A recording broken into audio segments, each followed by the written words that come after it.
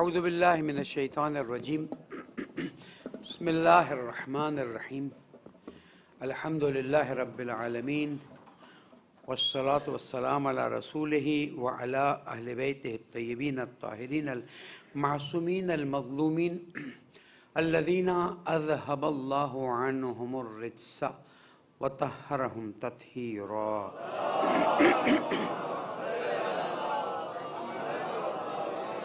مومن کرام، السلام علیکم ورحمۃ اللہ وبرکاتہ۔ اوصیکم و نفسی بتقوی اللہ و نظم امرکم۔ پہلے اپنے آپ کو پھر آپ سب کو درخواست کرتا ہوں، التجا کرتا ہوں کہ تقوی اختیار کیجئے، اللہ تعالیٰ کی پرواہ کیجئے، اللہ تعالیٰ کا احترام کیجئے اور اپنے امور کو منظم کیجئے۔ یہی کامیابی کا راستہ ہے۔ پالنے والے تیری نعمتوں پر شکر کی توفیق عطا فرما، گناہوں کو معاف فرما، عاقبت بخیر فرما۔ درود پڑھ دے محمد و آل محمد۔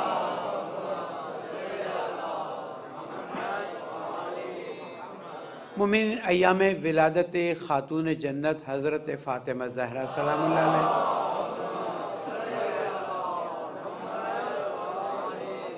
اور ہماری کوشش رہی ہے تسلسل سے اس عظیم خاتون کی خدمات اور قربانیاں اور عظمت کو الگ الگ طریقوں سے بیان کریں۔ آج بھی اللہ تعالیٰ نے ہمیں موقع دے دیا ہے تو ہم آپ کی خدمت میں اس خاتون کی عظمت کو بیان کریں گے تاکہ پتہ رہے کہ اگر اللہ نے کسی کو منتخب کیا ہے تو اللہ بہتر جانتا ہے کہ ان کے اندر کیا خصوصیات ہیں، اور جب اللہ انتخاب کر لے تو پھر بندے کو تو تسلیم ہونا ہی ہونا ہے۔ اب کوئی مانے نہ مانے، کسی کو پسند آئے نہ آئے، ہمارا اس سے کوئی تعلق نہیں ہے، اس لیے کہ ہم اللہ والے ہیں، رسول والے ہیں اور اہل بیت والے ہیں، اور یہ ہمارے لیے افتخار ہے، شکر کا موقع ہے کہ ہم ان کی خوشی میں خوش ہوتے ہیں، ان کے غم میں غم مناتے ہیں۔ اور چھٹے امام نے یہی فرمایا تھا کہ ہمارے چاہنے والوں کی نشانی یہ ہے کہ ہماری خوشی میں خوش ہوتے ہیں، ہمارے غم میں غم مناتے ہیں۔ امید ہے انشاءاللہ ہمارا نام بھی ان کے چاہنے والوں میں قرار پائے گا۔ درود پڑھ دے محمد و آل محمد۔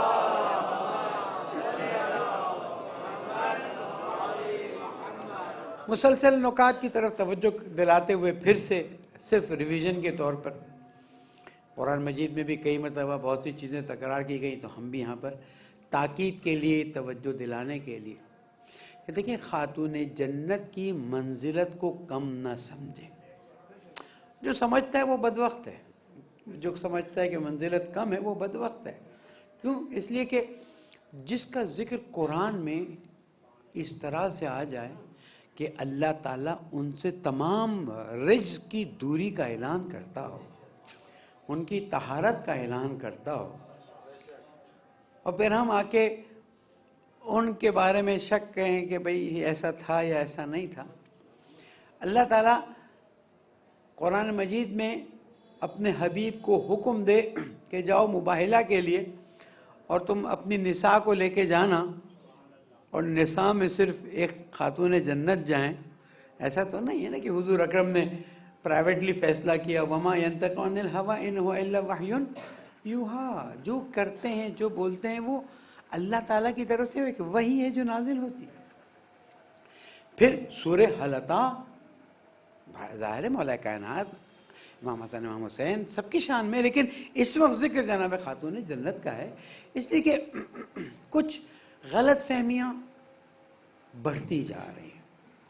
اچھا، غلط فہمیاں ایسا نہیں کہ واقعیت میں غلط فہمی۔ ایک ہمارے دوست بڑی اچھی مثال دیتے تھے، آپ نے بھی سنی ہوگی، کہ اگر کوئی سو رہا ہے نا اور اذان فجر ہوئی ہے، آپ اس کو اٹھائیں تو ہاں اٹھتا ہوں، اڑ بھی جائے، لیکن جو سونے کی ایکٹنگ کر رہا ہوں نا، آپ اسے جتنا بھی اٹھائے نا، وہ ایسے رہ گئے جیسے میں سو رہا ہوں۔ قرآن کو اتنا عظیم جاننے والے، رسول اکرم کی عظمت کو سمجھنے والے، رسول کے بالوں پر قربان ہونے والے، رسول کی نالین کو اپنے سروں پر رکھنے والے، رسول کے بدن کے ٹکڑے کو کیسے چھوڑ سکتے ہیں؟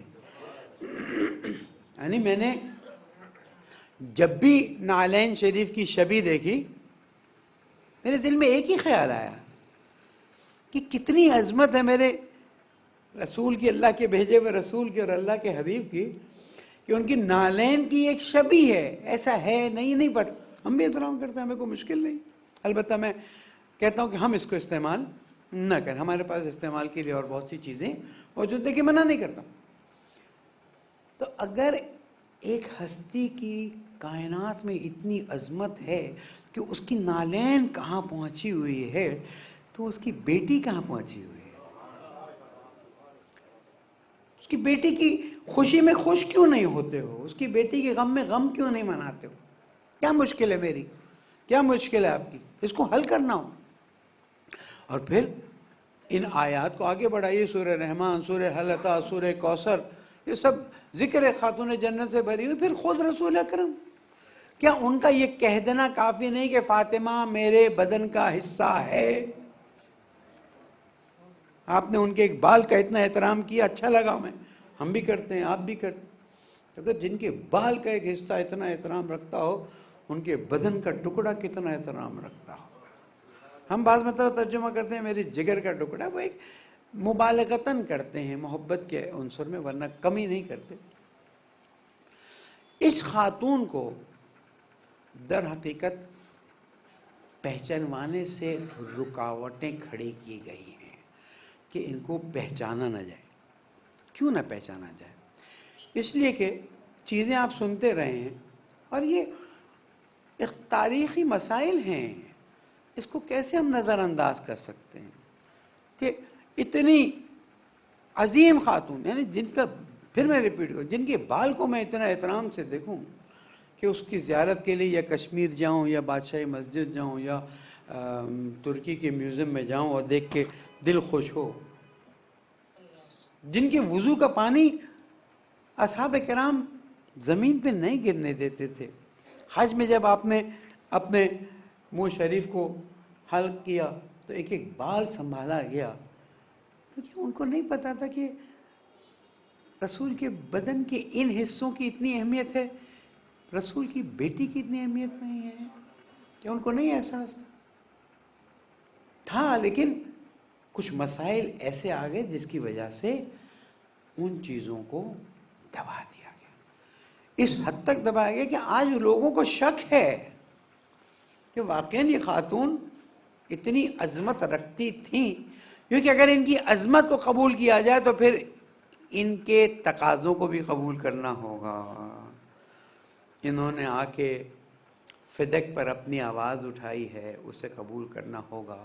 اور جیسے میں نے 2 خطبے پہلے عرض کیا تھا، تھوڑا سا نامکمل رہ گئی تھی میری بات، کہ فدق اس لیے نہیں چاہتی تھی کہ فدق چاہیے. فدق اس لیے بتانا چاہتی تھی کہ فدق میرا غصب ہوا. میری جیسی خاتون جو گواہی لے کر آئی ہے پھر بھی فدق غصب ہوا، تو پھر امامت کے مسئلے پہ میں کیا اور بات کروں. یہ ایک تاریخی سند چھوڑ کے گئی ہے تاکہ تحقیق کرنے والے تحقیق کریں. یہاں پر میں بات روک کر ایک چیز کی طرف اشارہ کرتا چلو، میری توجہ ہو گئی ہے تو، کہ انجینئر محمد علی صاحب جو ہیں کچھ عرصے تک تو بہت اچھا چلے اور انہوں نے ہمارے جوانوں کو جذب کر لیا. اس کے بعد مجھے اس وقت وہ پٹری سے اترے ہوئے لگتے ہیں. اور میرا سلام ہو حجت الاسلام والمسلمین مولانا شہریار عابدی پر. انجینئر محمد علی نے کوئی جملہ کہا ہے کہ یہ زندہ لاشیں ہیں، ہمارے بارے میں کہا ہے.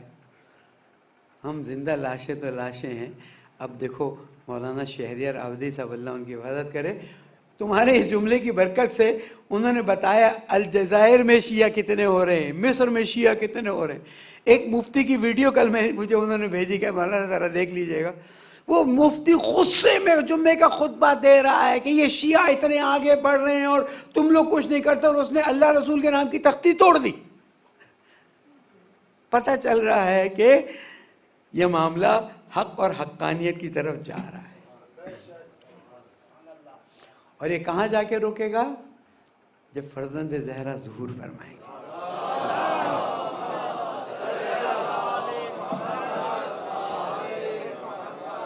یہ رکنے والا نہیں ہے.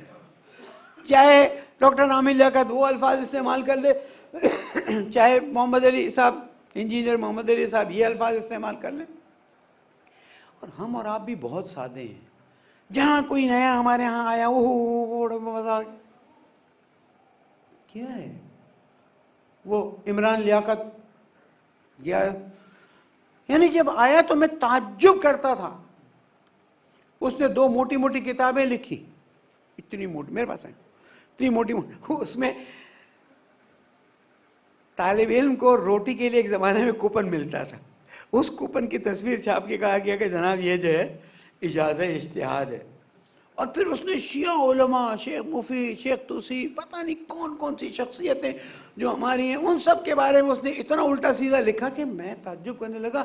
اور اس پہ تعجب نہیں تھا، تعجب ہماری کمیونٹی کے لوگوں پر تھا جنہوں نے اس پہ کروڑوں روپے لگا دیے کہ بھائی دیوبندی سے ایک شیعہ ہوا ہے اور اتنی بڑی بڑی باتیں کر رہا ہے. وہ نہیں دیکھ رہے تھے کہ علماء کے خلاف بات کر رہا ہے، وہ نہیں دیکھ رہے تھے کہ یہ زہر اگل رہا ہے.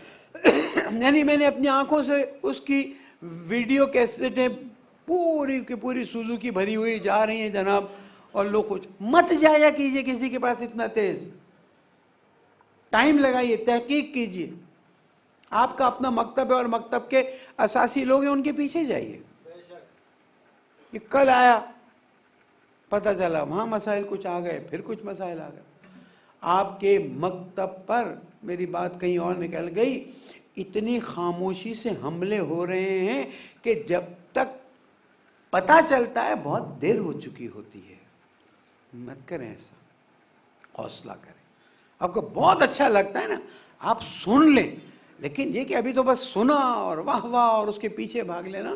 مجھے ابھی پنجاب کے دورے پر تھا، مجھے لوگوں نے بتایا کہ بہت سے جوان اس کی طرف چلے گئے اور بہت سی مشکلات ہو گئی ہیں ہمیں اس وقت. آپ اپنے جوانوں کو میں نہیں کہتا نہ سنا کریں، لیکن تھوڑا سا انتظار تو کریں، دیکھیں کہ کیا چیز سامنے آتی ہے. کیوں یہ طرح ہمارے مکتب کی تعریف کرنے لگا، کیوں اس نے اتنا بڑا پلٹا کھایا ہے. اس لیے کہ حقیقت کھلتے کھلتے ٹائم لگتا ہے، اور ٹائم لگنے میں صبر اور حوصلے سے آگے بڑھنا ہے. ضرور پڑھنے محمد.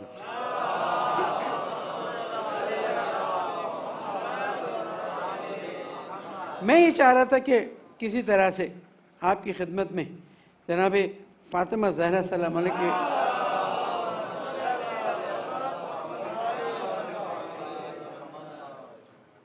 خطبہ فدق کے چند جملے، کیونکہ ہم خطبہ فدق جو ہے نا وہ سامنے والوں کو ڈاؤن کرنے کے لیے بیان کرتے ہیں، خود خطبہ فدق کی عظمت کو محسوس نہیں کرتے.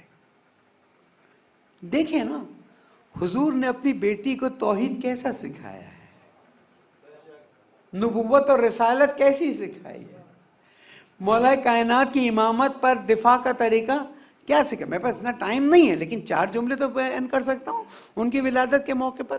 دوسرے جو جشن ہو، پروگرام ہو، اس میں کہیے جناب خطبہ فدق کو کسی کو سنانے کے لیے نہیں، اپنے سمجھنے کے لیے تو بیان کرو نا، پتہ چلے اس خطبہ فدق میں کتنی عظمت بیان کی گئی ہے. دیکھیں جیسے آپ نہج البلاغہ کھولتے ہیں نا، مولا کائنات کا پہلا خطبہ آتا ہے الحمدللہ، اللہ کی تعریف کرتے کرتے کہ اس کا کوئی مقابل نہیں، مثل نہیں ہے، وہ صمد ہے. اور ہوتے ہوتے ہوتے تو وہ عظمت بیان کرتا ہے کہ آج ہم توحید پر ہونے کا ثبوت یہ دیتے ہیں کہ ہم اس توحید کو مانتے ہیں جس کو میرے مولا نے بیان کیا. ہم اس توحید کو بھی مانیں جس کو جناب فاطمہ زہرا سلام اللہ علیہ نے بیان کیا.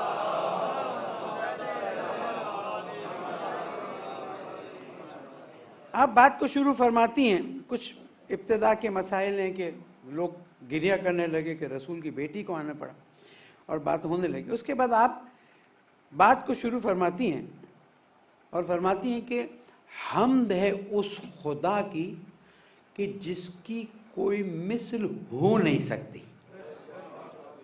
ایک وقت ہم کہنے کوئی مثل نہیں ہے، آئندہ ہو جائے. اس کیمرے کی کوئی مثل نہیں ہے تو جوان کہے گا ٹھیک ہے آئندہ ہم بنا لیں گے. لیکن یہ جملہ ہے جناب فاطمہ زہرا سلام اللہ علیہ کیا کہ حمد ہے اس خدا کی جس کی کوئی مثل ہو نہیں سکتی ہے اور جس نے کائنات کو بغیر کسی مثال کے خلق کیا ہے. میرے ڈاکٹر نے میرے بدن میں ایک انزائم کی کمی کی تشخیص دی. میں نے کہا مولانا یہ جو آپ کا مسئلہ ہے اس کے لیے یہ کیپسول ہے, اتنا سا کیپسول روز صبح اور شام لینا ہے. ایک بار میں کیپسول کی طرف دیکھ رہا تو کیپسول کے اندر بھی دانے ہیں. میں ڈاکٹر میرے کیونکہ دوست ہیں تو میں نے کہا کہ یہ کیا چیز ہے؟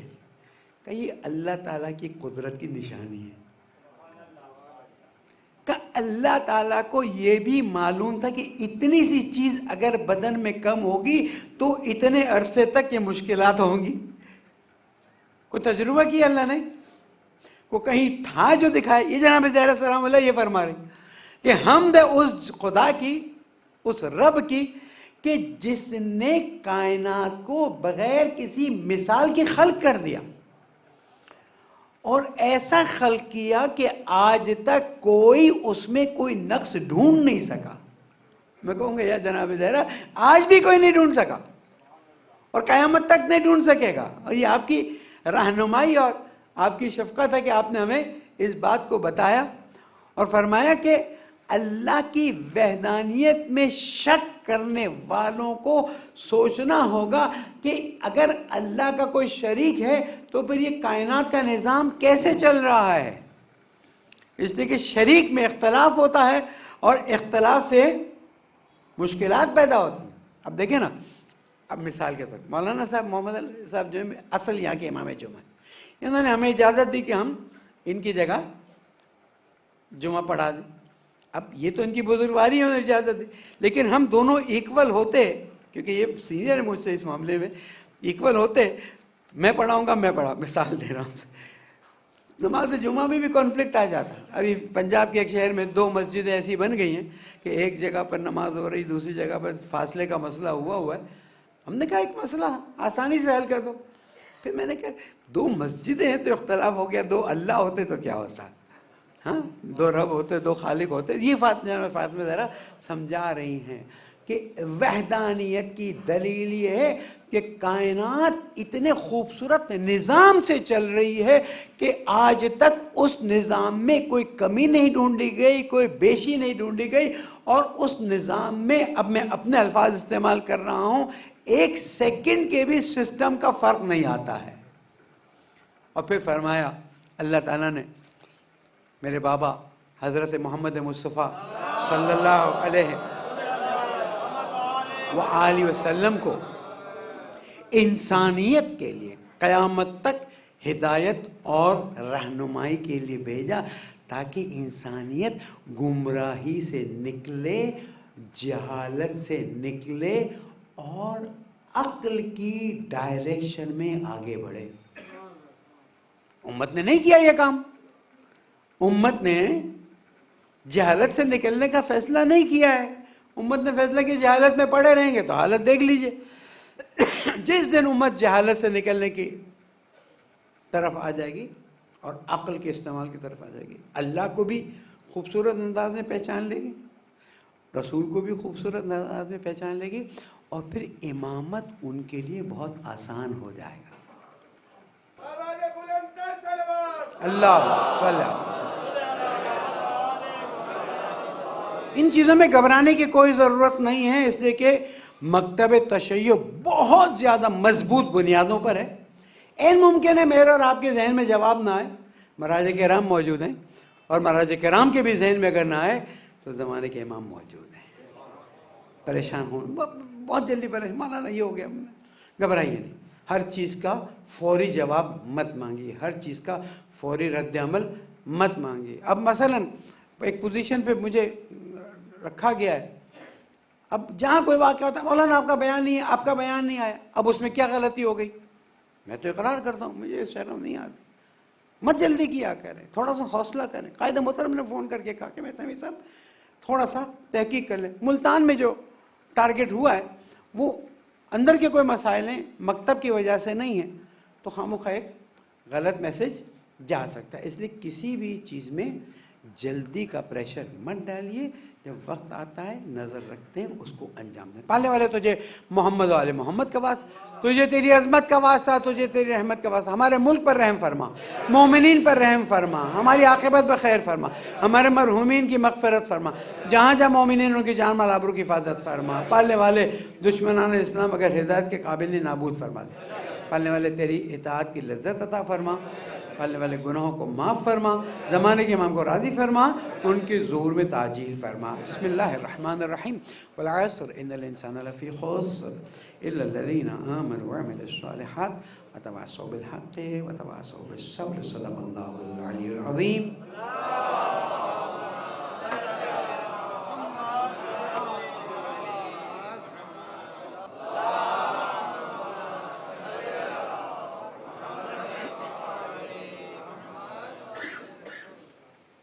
اعوذ باللہ من الشیطان الرجیم بسم اللہ الرحمن الرحیم۔ مومنین تقوی اختیار کیجئے کہ یہی کامیابی کا راستہ ہے۔ ایک بار پھر ولادت جناب فاطمہ زہرا کی سب کو مبارکباد پیش کرتا ہوں، اور اللہ تعالیٰ سے دعا کرتا ہوں کہ پالنے والے دنیا میں بھی ان کی سیرت پر عمل کی توفیق عطا فرما، اور آخرت میں ان کے ساتھ محشور فرما۔ درود پڑھنے محمد و آل محمد۔ چند نکات کی طرف توجہ دلانی ہے۔ ایک تو انشاءاللہ کل رات انچولی گراؤنڈ میں شہداء کانفرنس ہو رہی ہے۔ آپ سے درخواست ہے جتنی دیر کے لیے آپ کو ممکن ہو آپ لوگ تشریف لائیے، تاکہ شہیدوں کی یادوں کو زندہ رکھا جا سکے۔ اور یہ شہداء کا احسان ہے کہ آج پاکستان میں مکتب تشیع انشورڈ ہے۔ اس شہیدوں کے خون کی برکت سے پاکستان میں ہمارے مکتب کو کوئی نقصان نہیں پہنچا سکتا۔ اگر کوئی نقصان پہنچا سکتا ہے تو اندر سے ہے، جس پر الحمدللہ آپ لوگ بھی ہوشیار ہیں، عرائض پیش کر دیے گئے، اور آپ کے قائد اور علماء بھی ہوشیار ہیں۔ انشاءاللہ کوشش ضرور کیجیے گا کہ آپ تشریف لائیں۔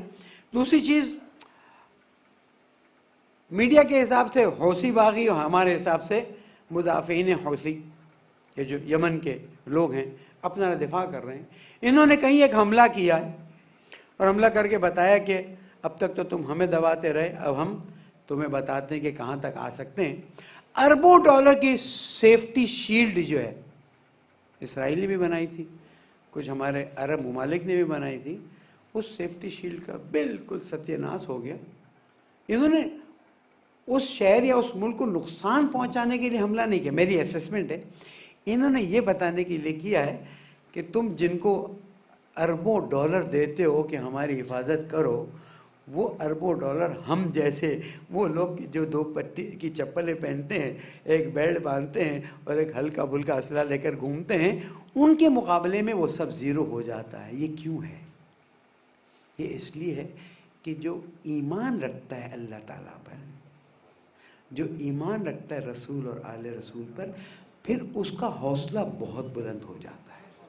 اور پھر اس کا، ایران کو آپ دیکھ لیجئے، حزب اللہ کو آپ دیکھ لیجئے، عراق کے ہمارے مجاہدین کو دیکھ لیجئے۔ بعض لوگ کہتے ہیں یہاں باہر والوں کی بات کیوں کرتے ہیں؟ بھائی ہم باہر والوں کی بات نہیں کرتے، ہمارے مکتب کے لوگ ہیں۔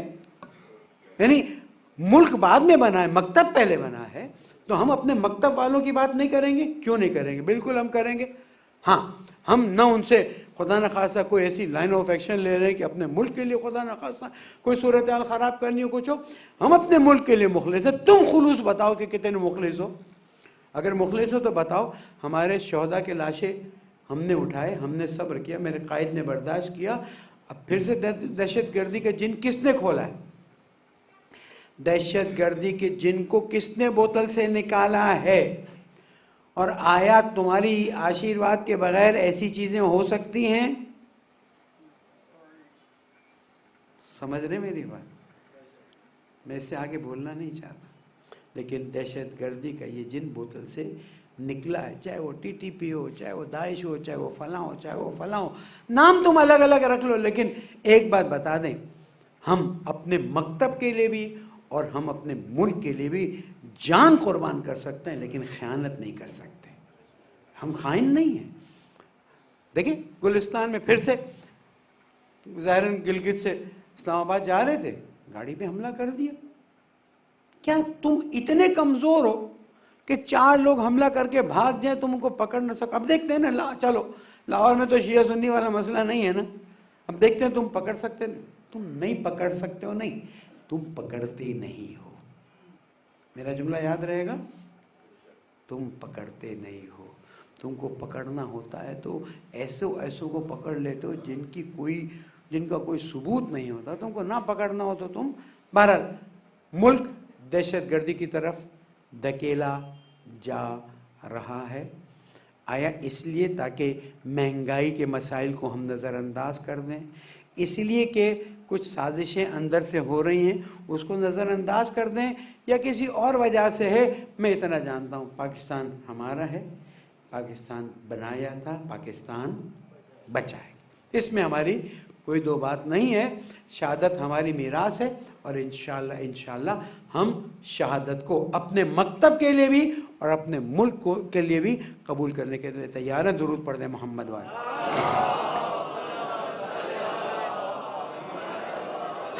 ڈیرہ اسماعیل خان میں بھی شہادتیں واقع ہوئی, اور واقعاً ڈیرہ اسماعیل خان میں حکومت چاہے تو, میں پھر وہی بات کہہ رہا ہوں, اس کو فوراً ختم کرے, لیکن ہمارے ایک ساتھی کے مطابق حکومت خود ہی ٹیررزم کا سوئچ آن کرتی ہے, خود ہی آف کرتی ہے.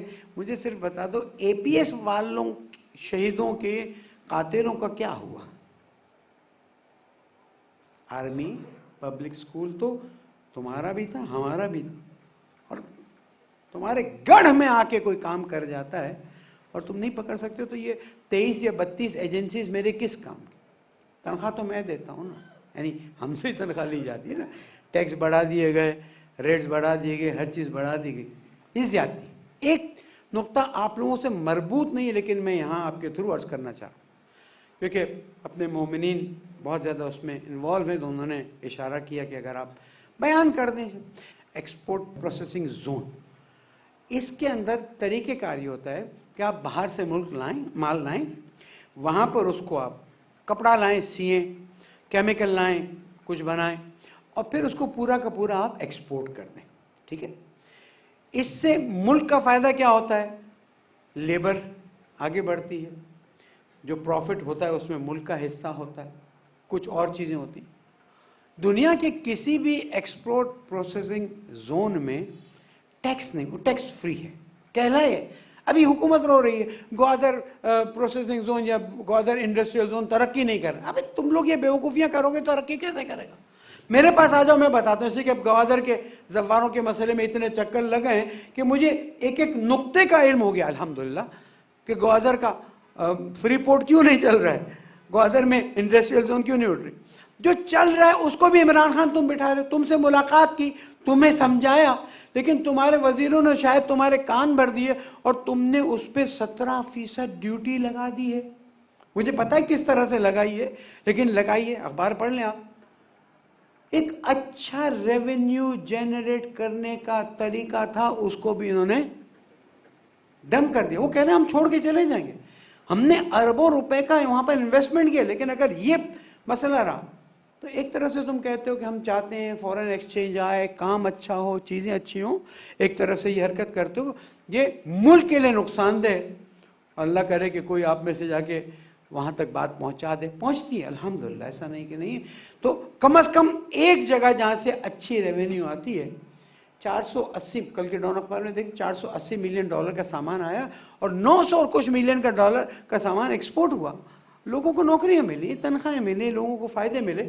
اور ایکسپورٹ پروسیسنگ زون میں ایک یہ بھی ہوتا ہے کہ جو کام کرنے والے لیبر ہوتے ہیں نا, ان کے سارے رائٹس مار کیے جاتے ہیں, اس لیے کہ باہر کی کمپنی آ کے چیک کرتی ہیں کہ ان کے حقوق ملتے ہیں ان کو یا نہیں ملتے. تو ہمارا یہ ایک بہت اچھا نقطہ ہے.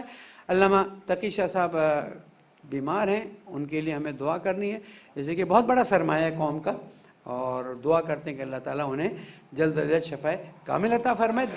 2 نقطے اور. آئندہ جمعے شاید ہمارا پارا چنار کا سفر ہو, تو آتے آتے دیر ہو جائے, تو انشاءاللہ مولانا صاحب زحمت فرمائیں گے.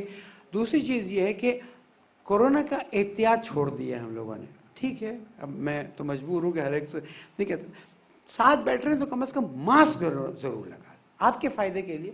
ٹھیک ہے کہ برٹش میں, انگلینڈ میں اعلان کر دیا گیا کہ اب آپ آزاد ہے جو کرنا ہے, ہمیں تھوڑا سا اپنی احتیاط کرنی ہوگی, کیونکہ اللہ نہ کرے 1000 میں ایک کو بھی نقصان ہوا تو ہمارا ہی نقصان ہے. تو اس کی تھوڑی سی احتیاط کر لیجئے.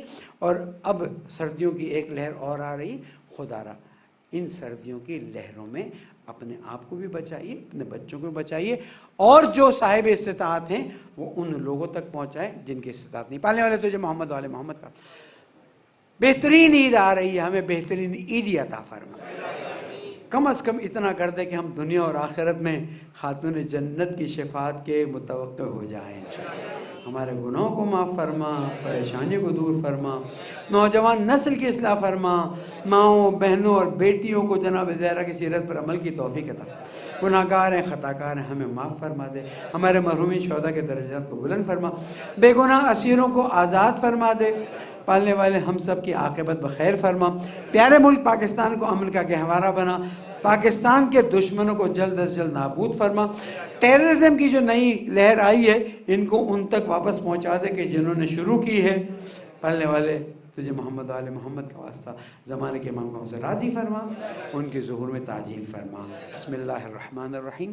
اذا جاء نصر اللہ والفتح ورأيت الناس يدخلون في دين الله أفواجا فسبح بحمد ربك واستغفره إنه كان توابا. صدق الله العلي العظيم.